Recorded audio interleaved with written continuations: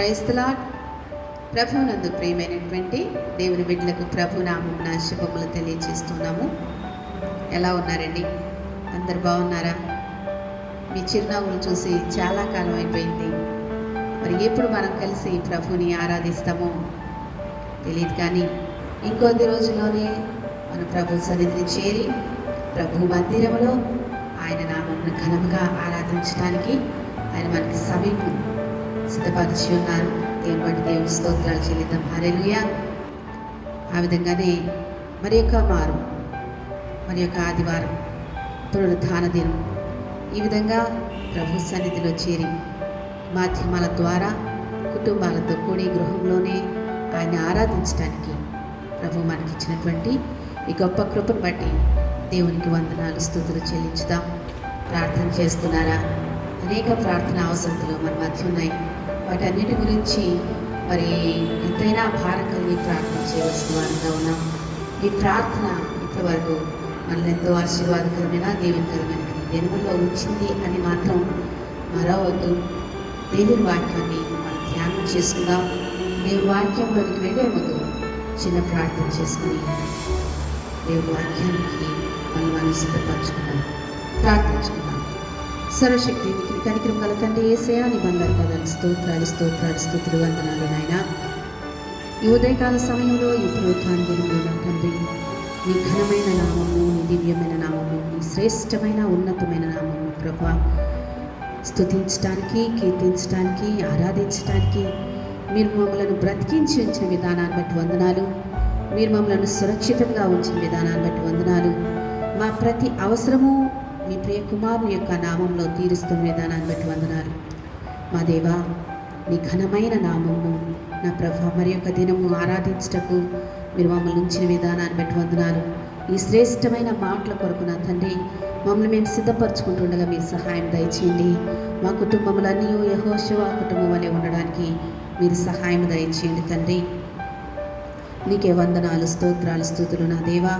ఋతు గ్రంథం గురించి మరికొన్ని విషయాలు మేము అతను ధ్యానం చేసుకుంటుండగా మీరు మాకు సహాయం దయచేయండి దేవా. స్తోత్రాలు, స్తుతులు తండ్రి. మా ప్రార్థనలకు, మా విజ్ఞాపనలకు సమీపంగా ఉండే దేవుడు మీరై ఉన్నారు తండ్రి. స్తోత్రాలు.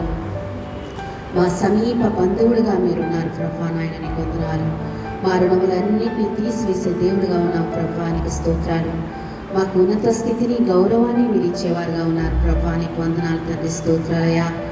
దూరస్థులమైనటువంటి మమ్మలను నీ ప్రియ కుమారుని యొక్క రక్తంలో కడిగి నా తండ్రి సమీపస్తులుగా మీరు చేసిన విధానాన్ని బట్టి వందనాలు తండ్రి. స్తోత్రాలు, స్తుతులు దేవా. ఇదిగో ప్రపంచం యొక్క శాంతి కొరకు ప్రార్థన చేస్తున్నాం తండ్రి నాయన, నీకు వందనాలు. నా శాంతిని నీకు అనుగ్రహిస్తున్నాను అన్నావు ప్రభా, నీకు స్తోత్రాలు, స్తుతులు దేవా. దేశాల యొక్క స్వస్థత కొరకు, మా దేశం యొక్క స్వస్థత కొరకు ప్రార్థిస్తున్నాం తండ్రి, నీకు వందనాలు. ఈ కోవిడ్ బాధితుల గురించి ప్రార్థన చేస్తున్నాం ప్రభా, నీకు స్తోత్రాలు. మీ సన్నిధి వారితో ఉంచండి నాయనా, నీకు వందనాలు. వారికి కావలసినటువంటి ఇమ్యూనిటీ పవర్ని మీరు దయచేయండి దేవా నాయనా, నీకు వందనాలు. వ్యాధిని గెలిచేవారుగా ఉండడానికి మీరు సహాయం దయచేయండి. మీ విజయాన్ని వారికి అనుగ్రహించండి దేవానికి స్తోత్రాలు తండ్రి. స్తుతులు. మా ప్రాంతాలన్నీ నా ప్రభా రెడ్ జోన్లో ఉంటుండగా మీరు సహాయం దయచేయండి. మీరు ద్వారాలు తెరవండి ప్రభా. ఏ బిడ్డలైతే నా తండ్రి వ్యాధి చేత బాధపడుతున్నారో వారందరినీ మీరు స్వస్థపరచండి నా తండ్రి నాయన, నీకు స్తోత్రాలు, స్తుతులు తండ్రి. వలస కార్మికుల గురించి ప్రార్థన చేస్తున్నామయ్యా. ఉపాధి కోల్పోయినటువంటి వారి గురించి ప్రార్థన చేస్తున్నాం ప్రభా. ఆదరణగా, అండగా మీరుండండి నా దేవా, నీకు స్తోత్రాలు తండ్రి. స్తుతులు నా దేవా నాయన. సహాయం దయచేయండి ప్రభు నాయన. సమృద్ధిని వారికి దయచేయండి ప్రభా. వారి కన్నీరు మీరు తొడవండి నా తండ్రి నాయన. వారితో మీరు నడవండి నా ప్రభు. స్తోత్రాలు. మాయ మార్గంలో నీ శిష్యులతో నడిచిన దేవా, సురక్షితముగా వారిని నడిపించి వారి గమ్యాన్ని చేర్చిన ప్రభు, నీకు స్తోత్రాలు. వారితో మీరు ఉండండి నా తండ్రి, నీకు స్తోత్రాలు ప్రభా. స్తుతులు తండ్రి. అలాగే మా నాయకుల గురించి ప్రార్థన చేస్తున్నాం ప్రభా నాయన. ఆత్మీయ ఉజ్జీవాన్ని మీరు మాకు దయచేయండి ప్రభా. ప్రార్థన పటిమను మీరు మాకు అనుగ్రహించండి తండ్రి నాయన. విశ్వాసంలో స్థిరత్వం మీరు మాకు అనుగ్రహించండి దేవానికి స్తోత్రాలు తండ్రి నాయన. అనేక ప్రార్థనలు జరుగుతుండగా మా ప్రార్థన విజ్ఞాపనలన్నీ నా తండ్రి నీ సన్నిధిని చేరి గొప్ప కార్యాలు మేము చూడడానికి మీరు మాకు సహాయం అనుగ్రహించండి. దీవించండి, ఆశీర్వదించండి. మా దేశమును భద్రపరచండి. మా రాష్ట్రమును మీరు భద్రపరచండి, నాయకులను మీరు దీవించండి నా తండ్రి. స్తోత్రాలు స్తోత్రాలు స్తుతులు నా ప్రభా. నీ వాక్యం కొరకు మమ్మల్ని మేము సిద్ధపరచుకుంటూ ఉండగా మీరే మాతో మాట్లాడి మమ్మల్ని బలపరిచి నీ కృపలో వర్ధిల్ల చేయమని, వాక్యము చేత నా తండ్రి నిత్య జీవ జల ఊటల చేత ప్రభా మమ్మల్ని బహుగా నింపి నా తల్లి ప్రభా నీ నామ మహిమార్థము జీవించుటకు మీరు సహాయము దయచేయమని యేసయ్య పరిశుద్ధ నామములో ప్రార్థిస్తున్నాం తండ్రి. Amen. Praise the Lord. Hallelujah. ప్రభునందు ప్రియ దేవుని బిడ్డలారా, ఈ పునరుత్థాన దినమున మరొకసారి ఈ రీతిగా దేవుని వాక్యంతో మీ అందరితో కలిసి సహవాసం చేసే ఇటు గొప్ప కృప ధన్యత దేవుడు మనకిచ్చిన విధానం బట్టి దేవునికి ఎంతైనా వందనస్తులమై ఉన్నాం. గత వారం ప్రకటన చేసినట్లు ఈ 14వ తేదీ మనమందరం ప్రభు సన్నిధిలో మందిరంలో 2-3 దఫాలుగా సహవాసం చేయొచ్చు అని కొంత ఆలోచన చేయటం జరిగింది. యవన బిడ్డలు చక్కని ఏర్పాట్లు కూడా చేయటానికి ముందుకొచ్చారు. అయితే అనుకున్న రీతిలో మరలా మన డివిజన్లోనే కొన్ని పాజిటివ్ కేసులు బయలుపడటం వలన ఈ వారం అలాగే వచ్చే ఆదివారం కూడా జూన్ 21వ తేదీ కూడా లేదు. సరే, ఏదేమైనా దేవుని చిత్తానికి అప్పగించుకుందాం. ప్రభు తగిన సమయంలో తప్పకుండా ఈ బంధకాల నుండి, ఈ లాక్డౌన్ నుండి విడుదలనిచ్చి ఆయన తన సన్నిధిలో సహవాసం చేయలాగిన ప్రభు కృప చూపుతారని విశ్వసిద్దాం. విజయవాడ పట్టణ పరంగా చూసినప్పుడు 64 డివిజన్లలో 42 డివిజన్లు ఈ రెడ్ జోన్గానే ఏర్పాటు చేయబడినట్లుగా చెప్పబడుతూ ఉన్నాయి. సరే, ప్రభు ఆయన మహాకృపను బట్టి స్థానిక సంఘంలో ఎవరికి ఎలాంటి బలహీనతలు రాకుండా ఈ లాక్డౌన్ దినాలలో ఎలాంటి ఇబ్బందులు తొందరలు కలగకుండా ప్రభు కృప చూపి నడిపిస్తూ ఉన్నారు. అందును బట్టి దేవునికి ఎంతైనా వందనస్తులమై ఉన్నాం.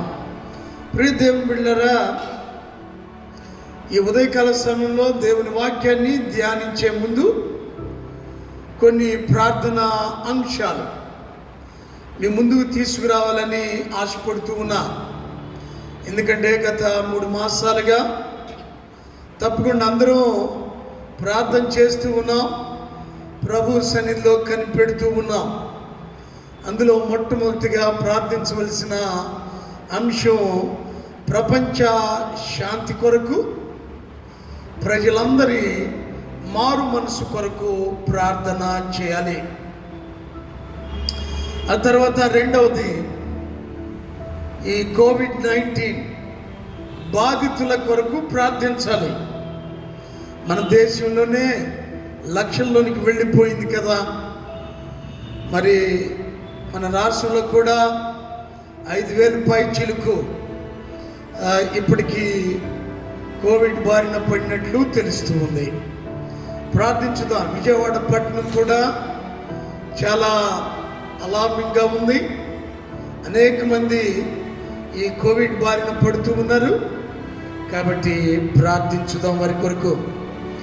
ఆ తర్వాత మూడవది దేశంలో స్వస్థత కొరకు. ప్రపంచంలో మరి 220 దేశాల పైగా ఈ కోవిడ్-19 బారిన పడినట్లు కొన్ని వార్తల ద్వారా కథనాలు మనం వింటున్నాం. ఆ దేశం ఈ దేశం అని తారతమ్యం లేకుండా, గొప్ప దేశం చిన్న దేశం అనేది లేకుండా అన్ని దేశాలలో ఈ విపత్తు ఆవరించి ఉంది. కాబట్టి దేశంలో స్వస్థత కొరకు ప్రార్థించుదాం. తర్వాత 4వది మన దేశ స్వస్థత కొరకు. భారతదేశంలో అనేక మంది ప్రజలు ఇంకా ప్రభువుకు దూరంగానే ఉన్నారు. క్రీస్తుని తమ సొంత రక్షకునిగా అంగీకరించిన స్థితిలో ఉన్నారు.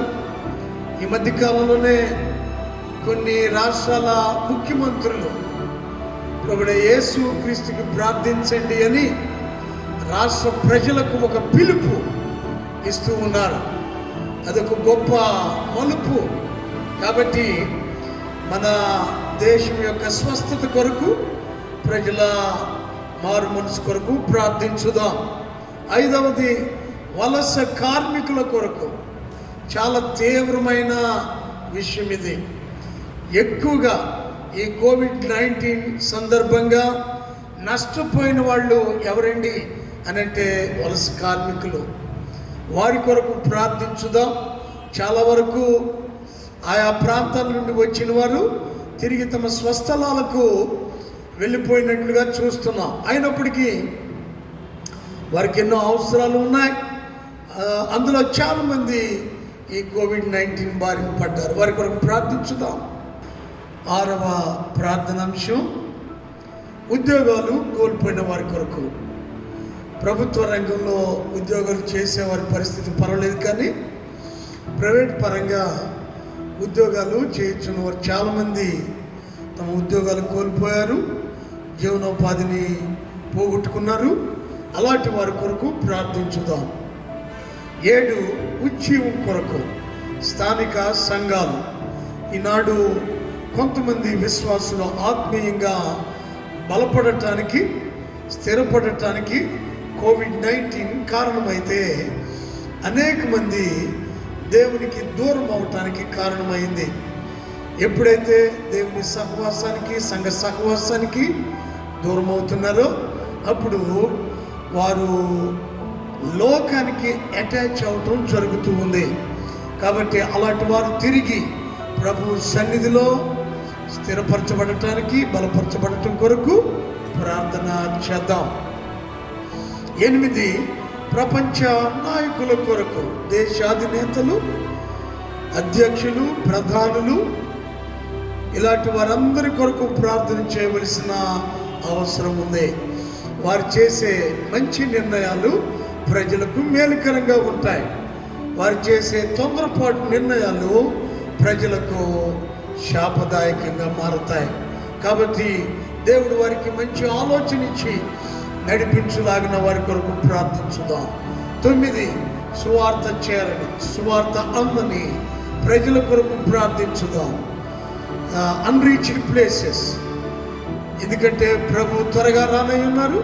ఆయన రాకడకు ముందు సువార్త అందరికీ అందించబడాలి. ప్రతి ఒక్కరూ రక్షణ పొందాలి. ఇది దేవుని యొక్క చిత్తము, సంఘం యొక్క భారము. కాబట్టి సువార్త అందని ప్రజల కొరకు ప్రార్థించుదాం. చివరిగా 10వది పేదల కొరకు, అన్నార్థుల కొరకు ప్రార్థించుదాం. ఈ కోవిడ్-19 విపత్తులో అనేక మంది పేదలు ఎన్నో రకాల ఇబ్బందులు పడటం చూస్తున్నాం. ప్రియులరా, ఆహారం లేక అల్మటిస్తూ ఉన్నారు. వారు భిక్షాటం చేసేవారు. ఇలాంటి వారిని ప్రభు ఆదరించి వారికి ప్రత్యామ్నాయాన్ని కల్పించి వారి ప్రాణాలు నిలబడి వారి ఆత్మలు ప్రభు నొద్దకు నడిపించబడిలాగున వారి కొరకు ప్రార్థించుదాం.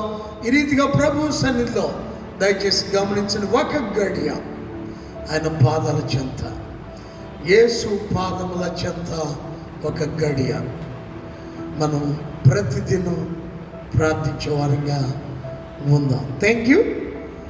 రైట్. ప్రియ దేవుని బిడ్డలారా, గడిచిన కొన్ని వారాలు మనం రూతు గ్రంథం నుండి కొన్ని ఆత్మీయ పాఠాలు నేర్చుకుంటూ ఉన్నాం. ఆశీర్వాదకరమైన రీతిలో దేవుడు నడిపిస్తూ ఉన్నారు కదా. రూతు గ్రంథంలో మొత్తం 4 అధ్యాయాలు ఉన్నాయి. గడిచిన 4 వారాలు ఒక్కొక్క అధ్యాయంలోని కొన్ని అంశాలను మనం చేయటం జరిగింది. మొదటి అధ్యాయంలో రూతు యొక్క శ్రమలు, రూతు ఎదుర్కొన్న కష్టాలు ఏమిటి అనేది మనం చెప్పుకున్నాం, రూత్ సఫరింగ్స్. తర్వాత రెండవ అధ్యాయంలో రూత్ సర్వీస్, రూతు యొక్క పరిశ్రమ, ఆమె ఎంతగా ప్రయాసపడే వ్యక్తి, శ్రమించే వ్యక్తి అనేది చదువుకున్నాం. మూడవ అధ్యాయంలో రూత్ సరెండర్, దేవునికి ఏ రీతిగా విధేయత చూపుతుంది, దేవునికి ఏ రీతిగా సమర్పించుకుందో చదువుకున్నాం. గత వారం 4వ అధ్యాయంలో రూత్ సాటిస్ఫాక్షన్, రూతు ఏ రీతిగా తృప్తి చెందిన హృదయంతో ప్రభుని స్తుతిస్తుంది, ఆరాధిస్తుంది. ప్రియా దేవుని బిడ్డలారా, ఈ దినం మరొక చిన్న తలంపుతో రూతు గ్రంథం ముగింపుకు నేను నిన్ను తీసుకువెళ్ళాలని ఇష్టపడుతూ ఉన్నాను. రూత్ సమ్మరీ, రూతు గ్రంథం యొక్క సారాంశం. కొంతమంది భక్తులు ప్రభు ఇచ్చిన తలంపును బట్టి చెప్పే కొన్ని గంభీరమైన విషయాలు నేను మీకు జ్ఞాపకం చేస్తాను.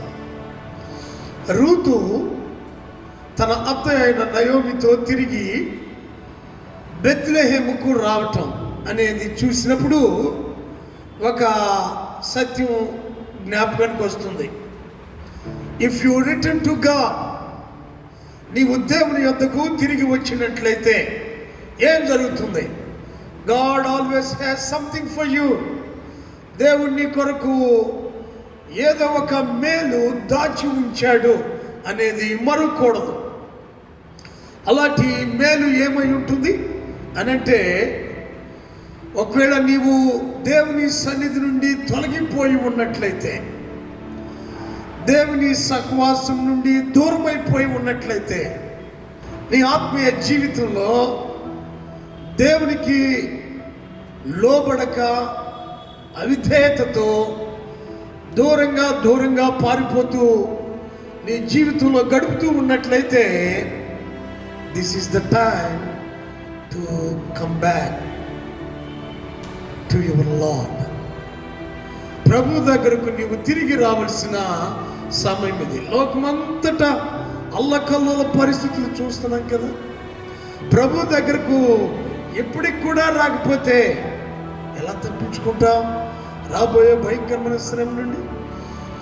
ఒకవేళ నీవు అదిగో నయోమి రూతు వలె తిరిగి దేవుని యొద్దకు వచ్చినట్లయితే, ఏ కీ ఫర్ ఎవ్రీ ప్రాబ్లం, నీవు ఎదుర్కొనే ప్రతి సమస్యకు దేవుడు విరుగుడు చూపిస్తాడు. హల్లెలూయా. అంతేకాదు, ఏ లైట్ ఫర్ ఎవ్రీ షాడో, నీవు గాఢాంధకారంలో ఉన్నప్పుడు, చీకటిలో నీడలో సంచరిస్తూ ఉన్నప్పుడు దేవుడు వెలుగును ప్రసాదిస్తాడు. ఏ రిలీఫ్ ఫర్ ఎవ్రీ సారో, నువ్వు ఎదుర్కొంటున్న ప్రతి విధమైన దుఃఖం, వేదన, బాధకు దేవుడు విడుదల దయచేయువాడు. హల్లెలూయా.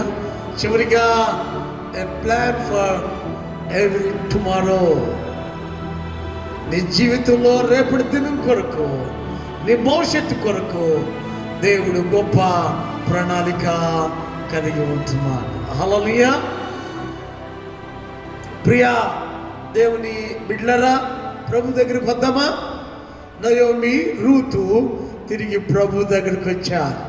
ఎంత గొప్ప ఆశీర్వాదం, ఎంత గొప్ప దీవెన, ధన్యత వారు పొందుకున్నారు. దేవుడు మన జీవితంలో తప్పకుండా కొన్ని అనుభవాలు ఇస్తాడు. కొంతమంది వ్యక్తుల్ని మన జీవితంలో కలుపుతూ ఉంటాడండి. There is a purpose for every person you meet in your life. నీ జీవితంలో కలుసుకునే ప్రతి వ్యక్తి కూడా ఒక ఉద్దేశంతోనే దేవుడిని ఎందుకు నడిపిస్తూ ఉన్నాడు. ఆ కలయికలో ఒక ఉద్దేశం ఉంది. అదేమిటండి అనంటే, సమాధే టు టెస్ట్ యూ. కొంతమంది మనల్ని పరీక్షించటానికి దేవుడు కలుపుతూ ఉంటాడు. Some will use you. మరి కొంతమంది ఏమో మనల్ని వాడుకోవటానికి, ఉపయోగించుకోవటానికి కలుపుతూ ఉంటాడు. Some will teach you. మరి కొందరు మనకు నేర్పించాలని, వారి దగ్గర మనం నేర్చుకునే వారంగా ఉండాలి అని కొంతమందిని ప్రభు కలుపుతూ ఉంటాడు. And some will bring out the best in you. నీలో ఉన్న శ్రేష్టమైన తలాంతును బయటికి తీసుకువచ్చేలా కొంతమందిని ప్రభు మన యొద్దకు నడిపిస్తూ ఉంటారు. హల్లెలూయా. ప్రియ దేవుని బిడ్డలారా, రూతు నయోమి కుటుంబంలోనికి వెళ్ళటం చూసినప్పుడు ఇదేదో కాకతాళీయంగా జరిగిందేమో అనుకుంటాం. కాదు, దేవుని అనంత ప్రణాళికలో ఒక భాగమై ఉంది. లోకానుసారంగా చూసినప్పుడు మనకు తెలియదు, మనకేం అర్థం కాదు. ఎందుకు ఇట్లా అయిపోయింది, ఎందుకు అట్లా జరిగింది అనుకుంటున్నాం. అసలు నయోమి ఏమిటి, బెత్లెహేము విడిచి మోయాబు వెళ్ళటం ఏమిటి, మోయాబీయురాలైన రూతు బెత్లెహేముకు రావటం ఏమిటి, ఎంత గొప్పగా హెచ్చింపబడటం మనకు తెలియదు, అర్థం కాదు. దేవుని యొక్క కార్యాలు అగమ్య గోచరం. ప్రియా దేవుని బిడ్డలారా, నువ్వు ప్రభు సన్నిధిలో సమర్పణ కలిగి విధేయత కలిగి దేవునికి లోబడి ఉన్నట్లయితే ఆయన నీ పట్ల గొప్ప కార్యాలు చేయబడి ఉన్నాడు. దయచేసి చూడండి దేవుని పరిశుద్ధ గ్రంథం నుండి రూతు గ్రంథం 1వ అధ్యాయం 16, 17, 18 వచనాలు ముందుగా చదువుకుందాం.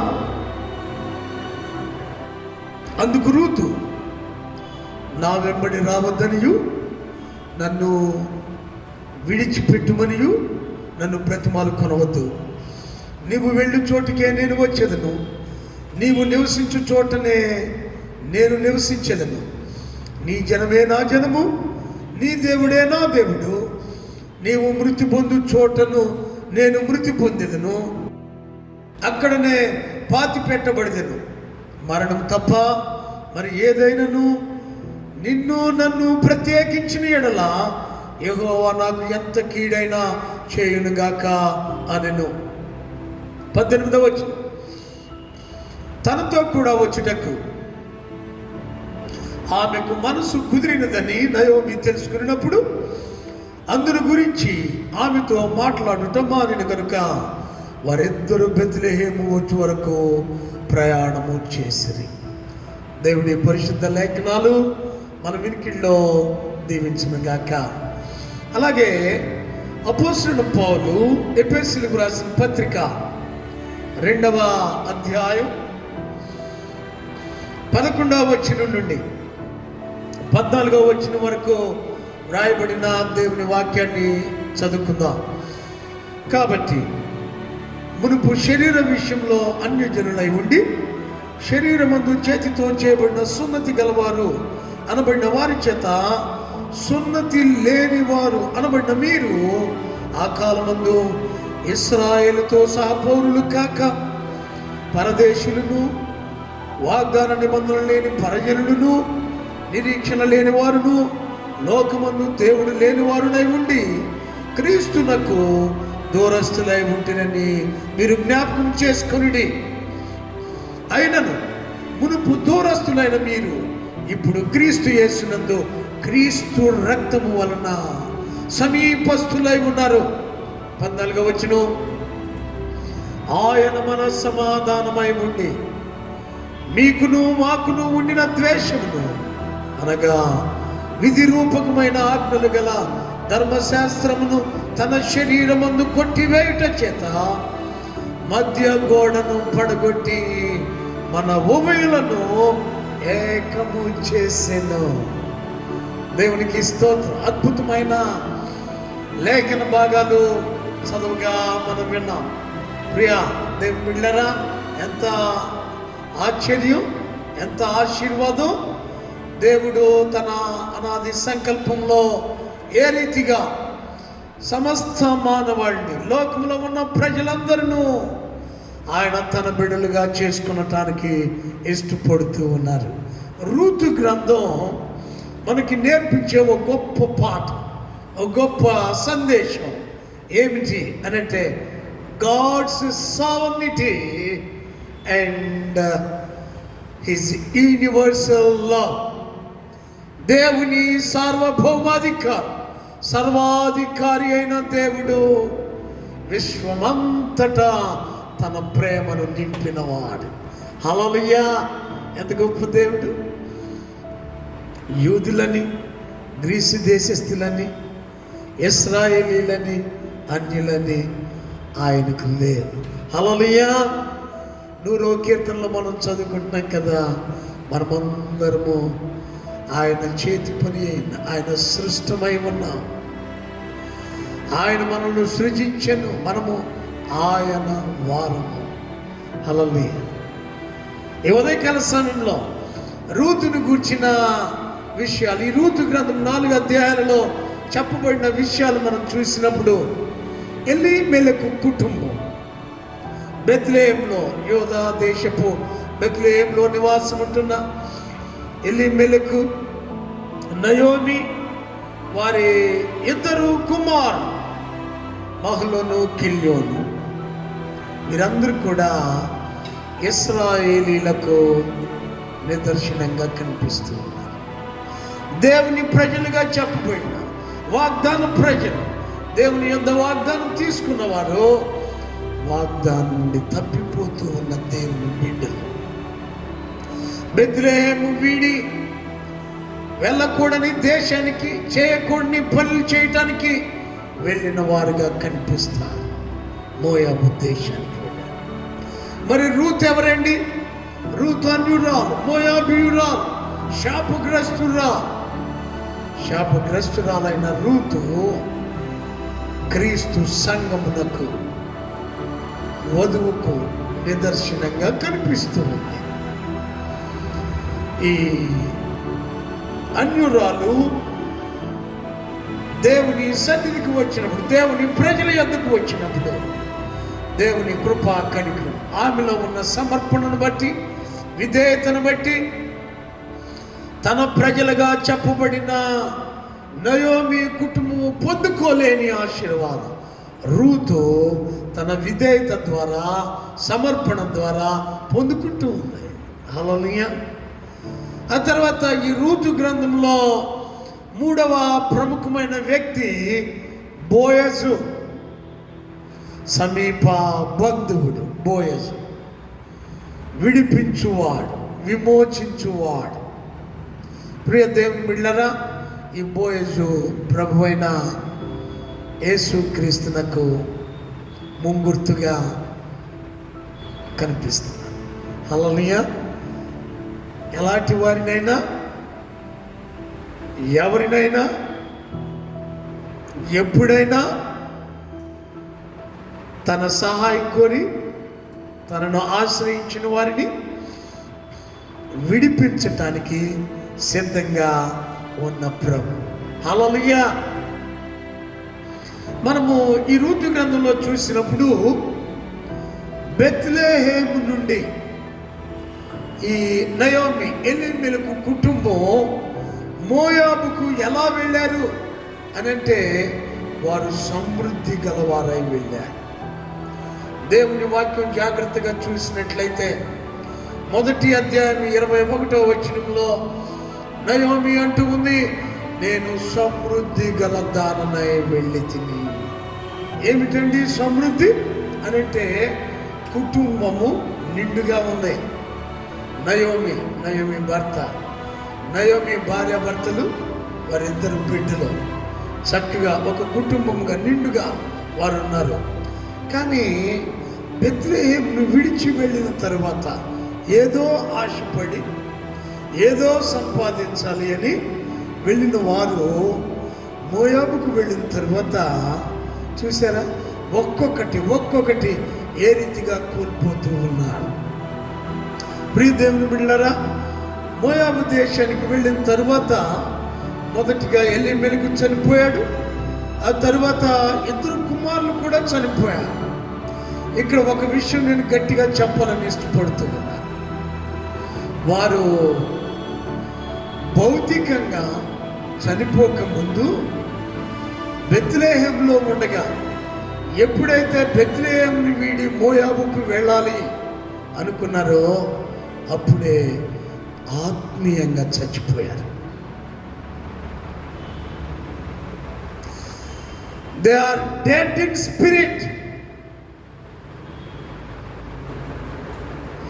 ఈనాడు ప్రియ దేవుని బిడ్డలారా, ఇట్టి పరిస్థితులు ఎదుర్కొంటున్న వారు ఎంతమంది లేరు.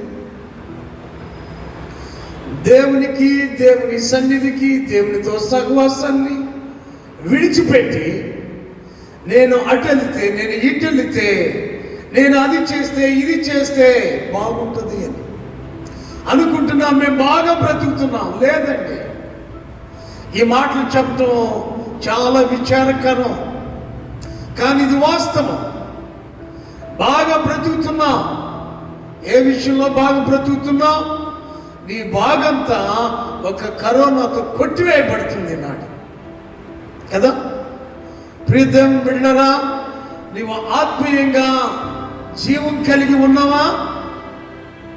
ప్రభుతో సహవాసంలో, ఆయన సన్నిధిలో సహవాసంలో కొనసాగే బిడ్డగా నీవు ఉంటే ఎంత ధన్యత.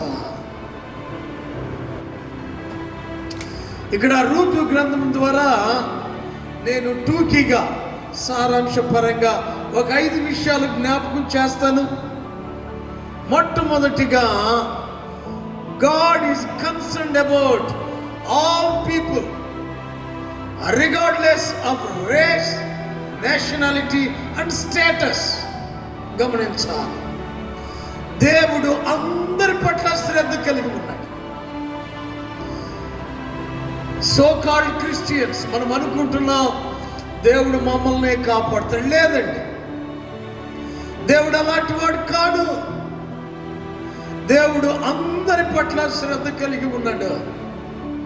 జాతి, మత, కుల, వర్ణ వివక్షలు లేకుండా ఆయన అందరిని ప్రేమించువాడై ఉన్నాడు. అందుకే కీర్తనాకారుడు అన్నాడు, యెహోవా అందరికీ ఉపకారి. He is good to all. అందరి పట్ల ప్రేమ చూపువాడై ఉన్నాడు. చాలా మంది అనుకుంటారు, ఓ రూత్ ఏమిటండి, మోయాబీరాలు కదా, అలా జరగటం ఏమిటి? మనుషులు డిస్క్రిమినేట్ చేయొచ్చు, బట్ నాట్ గాడ్. దేవుడు ఎవరిని డిస్క్రిమినేట్ చేసేవాడు కాదు. ఆయన అందరినీ ఒకేలా ప్రేమిస్తూ ఉన్నాడు. హల్లెలూయా. శారాను ఎంతగా దేవుడు ప్రేమించాడో రూతును కూడా అంతేలా ప్రేమించాడు. హల్లెలూయా చెబుతాండి, ఎంత గొప్ప ధన్యత అది. దేవుడు ఎవరి పట్ల వివక్ష చూపేవాడు కాడు. ప్రియా దేవుని బిడ్డలారా, ఉన్నవారు, లేనివారు, గొప్పవారు, కొద్దివారు, తెల్లవారు, నల్లవారు కదా. ఈ మధ్య అమెరికాలో కూడా మనం చూస్తున్నాం, వింటున్నాం. పెద్ద ఉద్యమం అయిపోయింది అది. వర్ణ వివక్ష లేదు. దేవుడు అందరి పట్ల సమానంగా ప్రేమ చూపువాడై ఉన్నాడు. అందుకనే మోయాబీయురాలైన రూతు దేవుని యొక్క కనికరాన్ని పొందుకుంటుంది. ఎలా వచ్చిందండి ఈమెకు ఇంత కనికరం అని అంటే, ఆమెలో ఉన్న సమర్పణ, దేవుని పట్ల ఆమె కలిగి ఉన్న విధేయత. ఎంత అద్భుతమైన మాట అంటుంది, నీ జనమే నా జనము, నీ దేవుడే నా దేవుడు. హల్లెలూయా.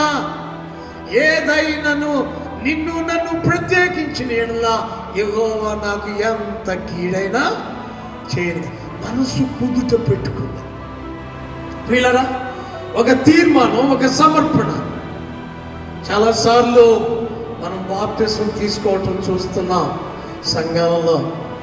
బాప్తిసం తీసుకునే రోజున ఒక తీర్మానం, ఒక సమర్పణ చేస్తూ ఉన్నాం. అమ్మా, నువ్వు ఎప్పటి వరకు ప్రభు కొరకు జీవిస్తావు? అయ్యా, నీవు ఎప్పటి వరకు విశ్వాసిగా బ్రతుకుతావు అని అంటే ఒక మాట చెబుతాం కదా అందరూ, నేను బ్రతికున్నంత కాలం అండి, నా జీవితాంతం అండి నేను ప్రభు కొరకు జీవిస్తాను. కానీ మధ్యలో పరిస్థితులు నిన్నేం చేస్తున్నాయో గమనించావా? నీవు బాప్తిసం తీసుకున్న రోజున చేసిన తీర్మానానికి కట్టుబడి నీ జీవితంలో కొనసాగుతున్నావా? ఇక్కడ రూతు ఒక బలమైన తీర్మానం చేస్తుంది, మరణము తప్ప మరి ఏది కూడా నిన్ను నన్ను ఎడబాపదు. అబ్బా, ఎంత గొప్ప తీర్మానం! ఎవరు గొప్ప? వాగ్దానాలు పొందిన ఇశ్రాయేలీలుగా ఉన్న నయోమి కుటుంబం గొప్ప, సమర్పణ కలిగి ప్రభుని హత్తుకున్న రూతు గొప్ప. ఎవరు గొప్ప? నీ జీవితంలో దేవుడిచ్చిన వాగ్దానాలు ఎన్నో పొందుకున్నా, ఆ వాగ్దానాలతో సమర్పడుతున్నావేమో. నీ సమర్పణ ఎలా ఉంది? నీవు దేవునికి ఎలా లోబడి జీవిస్తున్నావు? విధేయత కలిగి ఉంటున్నావు? దేవుడు అందరి పట్ల శ్రద్ధ చూపువాడు. అబ్రాహాము దీవించినట్లు దీవిస్తాడు, మోషేను హెచ్చించినట్లు నిన్ను హెచ్చిస్తాడు. నీలో సమర్పణ స్థిరమైనదిగా ఉన్న ఎడల. ఆ తర్వాత రెండవదిగా చూసినట్లయితే, men and women are both equally important to God.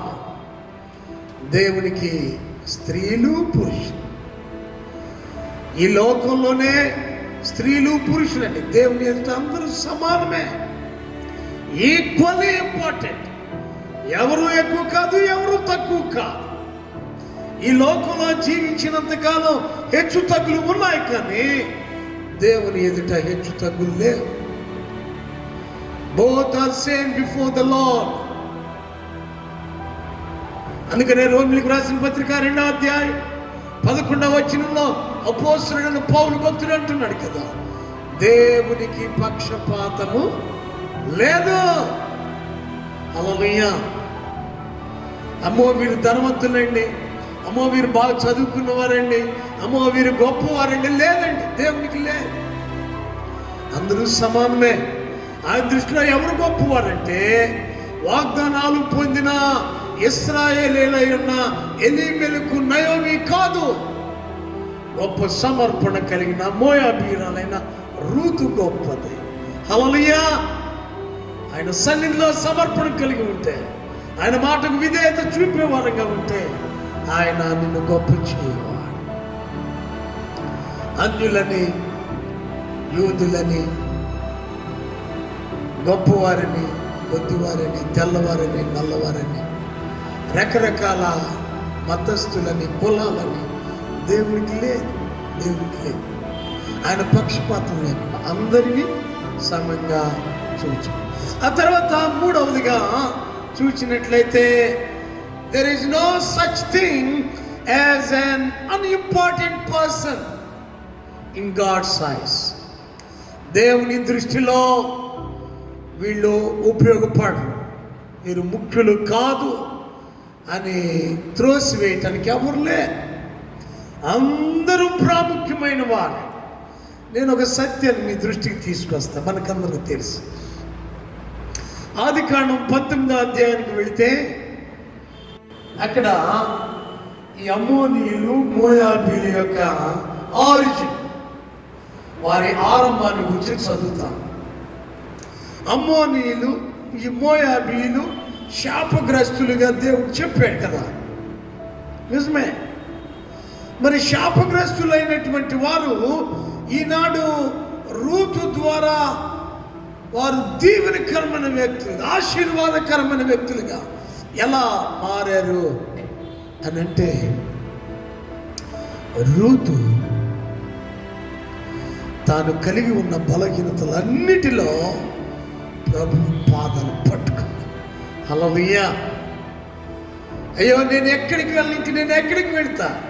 ఇక్కడ రూతు మాటలు కనుక చదివితే, రూతు గ్రంథం 1వ అధ్యాయం 16వ వచనంలో రూతు అంటుంది, అందుకు రూతు నా వెంబడి రావద్దనియు, నన్ను విడిచిపెట్టుమనియు నన్ను బతిమాలు కొనవద్దు, నీవు వెళ్ళు చోటికే నేను వచ్చేదను. హల్లెలూయా. ప్రియులారా, ఈ రూతు అన్యురాలు, మోయాబీయురాలు అలా చెప్పింది కదా. యోహాను శుభవార్త 6వ అధ్యాయము 68వ వచనంలో అపోస్తుడైన పేతురు ప్రభువారితో అంటూ ఉంటాడు, సీమోను పేతురు, ప్రభువా ఎవరి వద్దకు వెళ్ళుదుము? నీవే నిత్య జీవపు మాటలు కలవాడు. 69వ వచనం, నీవే దేవుని పరిశుద్ధుడు అని మేము విశ్వసించి ఎరిగి ఉన్నాము అని ఆయనతో చెప్పాను. హల్లెలూయా! ఎంత అద్భుతమండి ప్రియులారా. సృష్టికర్త అయిన దేవుడు, దేవాది దేవుడు సశరీరునిగా భూమి మీద జీవిస్తూ ఉన్నప్పుడు ఆయనతో కూడా సంచరిస్తూ ఉన్న శిష్యులకు ప్రత్యక్షపరచబడిన ఈ గొప్ప సత్యం ఏనాడో రూతు గ్రహించింది. హల్లెలూయా! అందుకనే రూతు అంటుంది, నీ జనమే నా జనము, నీ దేవుడే నా దేవుడు. నువ్వెక్కడుంటే అక్కడుంటా, నువ్వు ఎవరిని ఆరాధిస్తే నేను వారిని ఆరాధిస్తా, నువ్వు ఏం తింటే నేను అదే తింటా, నువ్వు ఏం పాటిస్తే నేను అదే పాటిస్తా.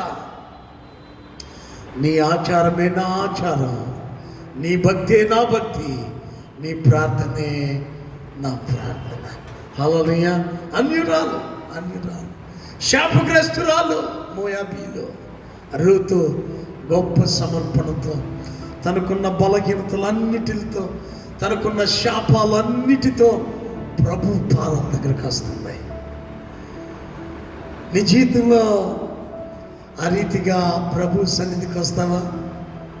శాపగ్రస్తులుగానే ఉన్నాం, పాపులుగానే జీవిస్తున్నామేమో, అవిధేయులుగానే ఉంటున్నామేమో. కానీ ప్రభు దగ్గరకు వచ్చి ఆయన పాదాలు పట్టుకుంటే, ఆయన వెంబడించే వారంగా ఉంటే ఎన్ని గొప్ప కార్యాలు ప్రభువు చేయలేన్నారు.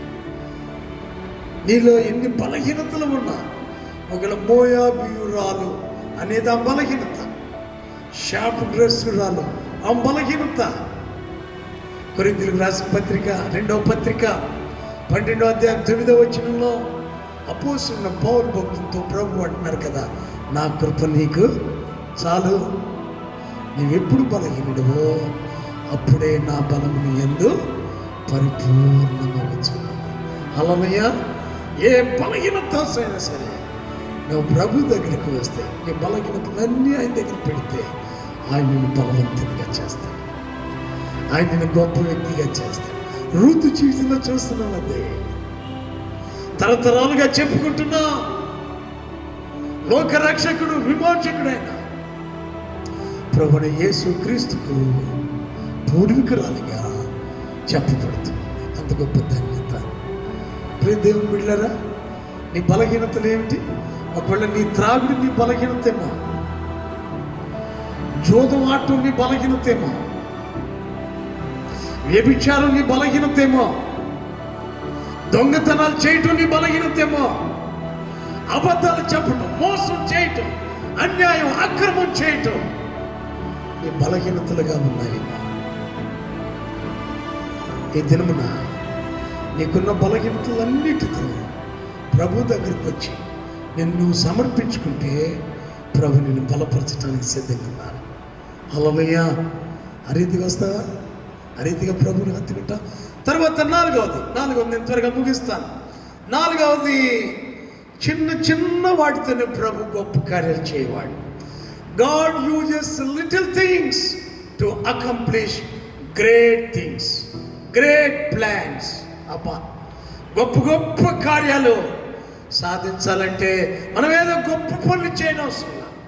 చిన్న విషయం మనలో ఉంటే చాలు. చిన్న వాటితో గొప్ప కార్యాలు ఛేదించడం, ఇది ఎలా సాధ్యమండి? ఎలా జరిగింది? అవును, దేవుని లేఖనాల్లో చూసినప్పుడు విశ్లేషించి చెప్పుకోవడానికి కుదరదు. కానీ నోవహు ఉన్నాడు. నోవహులో దేవుడు కనుగొన్నది విధేయత, లోబడే తత్వం. ఆ లోబడే తత్వం, లోబడాలి అనేది అందరికీ తెలుసు, ఇదైతే కలిగి ఉండాలని అందరికీ తెలుసు. కానీ నోవహు ఒక్కడే లోబడ్డాడే. నోవహు ఆయన కుటుంబం మాత్రం రక్షింపబడింది. రైట్? దేవుని పిల్లలుగా మనకు అందరికీ తెలుసు ప్రభువుని నిత్యము స్తుతించాలని. ముఖ్యంగా ఈ కోవిడ్-19 దినాలలో దేవుని యొక్క కృప కాపుదల పొందుకుంటున్న మనం ప్రతిదినం దేవునికి స్తుతులు చెల్లించాలి. దేవుని పిల్లలుగా మనకు అందరికీ తెలుసు ఆ విషయం. కానీ ఇశ్రాయేలీలందరిలో దావీదొక్కడే దేవుని బహుగా స్తుతించినవాడు, కీర్తించినవాడు. అందుకనే దేవుడు దావీదును గొప్ప చేశాడు. మిగిలిన వారందరూ కూడా తెలిసిన వారే ప్రభుని స్తుతించాలని, కానీ స్తుతించిన వారు కాదు. ఆ తర్వాత ఇంకా మనం చూసినట్లయితే దేవుని పిల్లలుగా ప్రార్థన చేయాలని అందరికీ తెలుసు. బబులోను చెరలో ఉన్న యూదులందరికీ తెలుసు ప్రార్థించాలి దేవునికి. కానీ దానియేలు ఒక్కడే ప్రార్థించేవాడిగా ఉన్నాడు. షద్రకు మెషకు అబేద్నెగోలు మాత్రమే ప్రభుని ప్రార్థించేవారిగా ఉన్నారు. నువ్వు ఎంత తెలుసుకొని ఉన్నావు కాదు, నువ్వు ఎంతగా ఒదిగి ఉన్నావు, ఎంతగా పాటిస్తూ ఉన్నావు. దేవునికి విధేయత కలిగి ఉంటున్నావా? దేవుని స్తుతించే బిడ్డగా ఉంటున్నావా? దేవుని సన్నిధిలో ప్రార్థించే వ్యక్తిగా ఉంటున్నావా? చిన్న చిన్న పనులే మనకు తెలిసినవే, కానీ వాటిని చేసే వ్యక్తిగా, పాటించే వ్యక్తిగా ఉంటే ఎంత గొప్ప కార్యం ప్రభుని పట్ల చేయలేదు. రూతు కంటే ఇశ్రాయేలుకు బాగా తెలుసు, కానీ వారు పాటించేవాడిగా లేరు. రూతు తెలియకపోయినా ప్రభు పాదం దగ్గరికి వచ్చింది, ప్రభుకు లోబడింది, విధేయత చూపింది, ప్రభుని స్తుతిస్తూ ఉంది, ప్రభుని ప్రార్థిస్తూ ఉంది. దేవుడు ఆమెను గొప్పగా ఎత్తిపెట్టుకున్నాడు. హల్లెలూయా. అతను చివరిగా చూసినట్లయితే God has a redeemer in place who can rescue us from the devastation of our own sin. మన స్వయంకృతాపరాధాల వలన మనల్ని మనమే నాశనములోనికి తీసుకుపోతున్న సమయంలో దేవుడు నీ కొరకు నా కొరకు ఒక విమోచకుని ప్రణాళికలో ఏర్పాటు చేసి ఇచ్చాడు. హల్లెలూయా. మన పాపాలలో మనం కొట్టుకుపోతూ ఉన్న సమయంలో నిన్ను నన్ను విడిపించటానికి, విమోచించటానికి దేవుడు విమోచకుని సిద్ధపరిచాడు. అదే కదా తిమోతికి వ్రాసిన మొదటి పత్రిక 2వ అధ్యాయం 6వ వచనంలో అపోస్తలుడైన పౌలు భక్తుడు ఎంత అద్భుతంగా తెలియజేస్తూ ఉన్నాడు. 5, 6 వచనాలు. దేవుడు ఒక్కడే, దేవునికి నరులకును మధ్యవర్తియు ఒక్కడే, ఆయన యేసు క్రీస్తు అనున్నారు. ఈయన అందరి కొరకు విమోచన క్రయధనముగా తను తానే సమర్పించుకొని, హల్లెలూయా, నిన్ను నన్ను విమోచించటానికి. అలనాడు న్యాయాధిపతుల కాలంలో రూతును విమోచించటానికి దేవుడు కలిగి ఉన్న సంకల్పం, ఈనాడు నిన్ను నన్ను విమోచించటానికి యేసు క్రీస్తును ఉన్నారు మధ్యవర్తిని ఆయన నీ కొరకు నా కొరకు ఏర్పాటు చేసి. ఎలాంటి పాపంలో ఉన్నా, ఎంత శాపగ్రస్తమైన బ్రతికైనా సరే విడిపించగలం దేవుడు. మోయాబీయురాలైన రూతుని ప్రభు విడిపించారు. విడిపించటమే కాదు, ఆశీర్వాదకరమైన వ్యక్తిగా మలిచారు.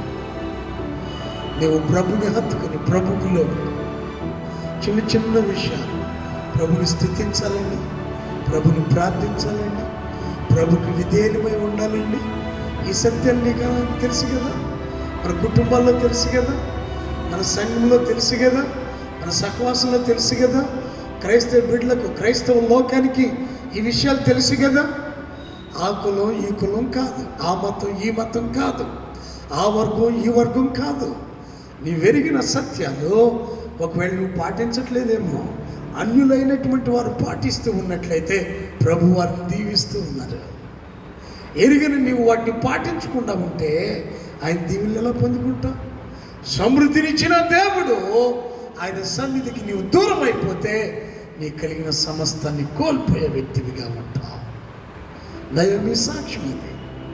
రూత్ అంటుంది, నేను శాపగ్రస్తురాలిని, నేను బలహీనురాలిని, అనేక లోటుపాట్లతో ఉన్నదాన్ని ప్రభు దగ్గరికి వచ్చాను, ప్రభు నన్ను సమృద్ధి గలదానిగా చేశాడు.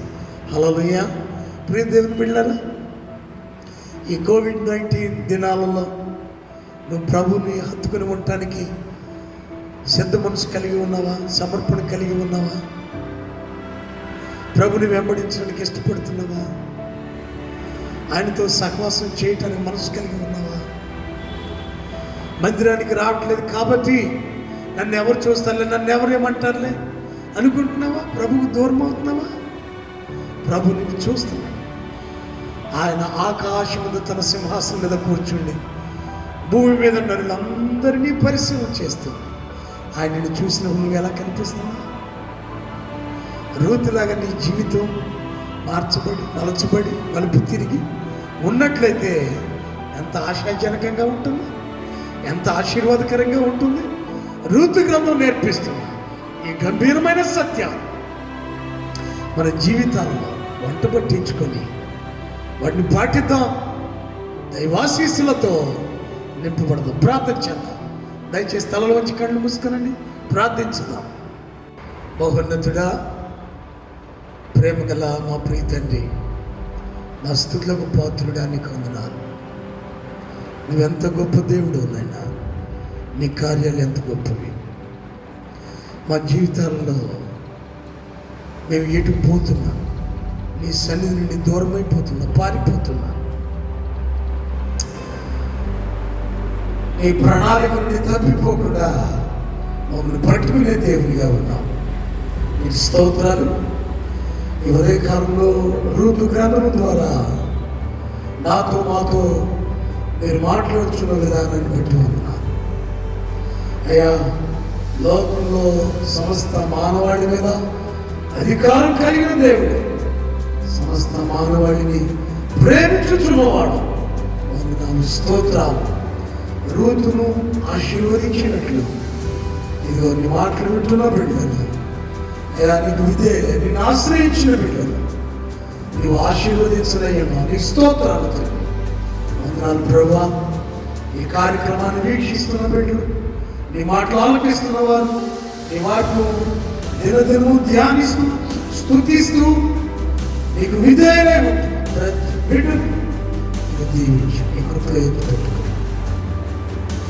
ముందుగా చెప్పబడినట్లు ఆయన ప్రార్థన విషయాల్లో ఈ కోవిడ్-19 ద్వారా ఎందరూ ఎన్ని రకాలుగా ఎన్ని కోణాలలో సమస్యలు ఎదుర్కొంటున్నారు, ఇబ్బందులు ఒడిదుడుకులు ఎదుర్కొంటున్నారు, శ్రమలో కూరుకుపోయి ఉంటున్నారు. అతి బిడ్డలను మీరు దర్శించండి, విడుదలివ్వండి, సహాయం చేయండి. అయ్యా, మా డివిజన్ కొరకు ప్రార్థిస్తున్నాం. నేను ఆ కంటైన్మెంట్ జోన్ నుండి నేను విడుదల పొందినట్లు నీ కృపగల హస్తాల కింద మమ్మల్ని తీసుకుని దయచూపండి నాయన. ఆదరించండి ప్రభు. నిన్ను ఆశ్రయించు వారికి ఏ మేలు కొదువై ఉండదన్నావు. అటు నీ వాగ్దానాలు పొందుకోవటమే కాకుండా వాగ్దానాలను అనుభవించులాగిన నీ రెక్కల చాటును భద్రపరచబడినట్లు విధేయులమై ఉండటానికి సహాయం చేయండి. సంఘంలో ఎవరి బిడ్డను దీవించండి. ప్రతి సోమ గురువారం జరిగే బైబిల్ స్టడీలో అనేక మంది బిడ్డలు పాల్గొని ఎంతో ఆసక్తితో మాటలు ధ్యానిస్తుండగా దీవించండి. అలాగే ఇంటర్మీడియట్ మొదటి సంవత్సరం, రెండవ సంవత్సరం పరీక్షలు రాసి ఫలితాలు పొందిన బిడ్డలందరినీ బట్టి ఉన్నా దీవించండి. ఎవరైనా సబ్జెక్ట్స్ ఉంటే వాటిని క్లియర్ చేసుకునే కృపను దయచేయండి. నీ శక్తితో నింపండి.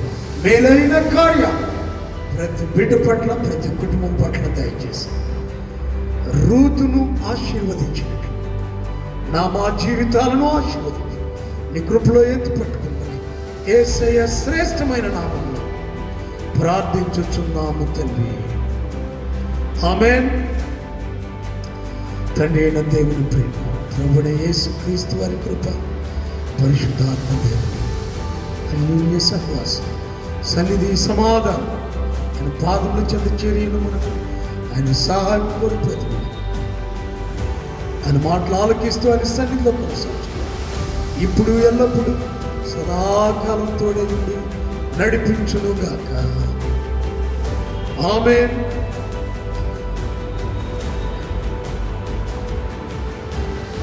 God bless. దేవుడు దీవించింది.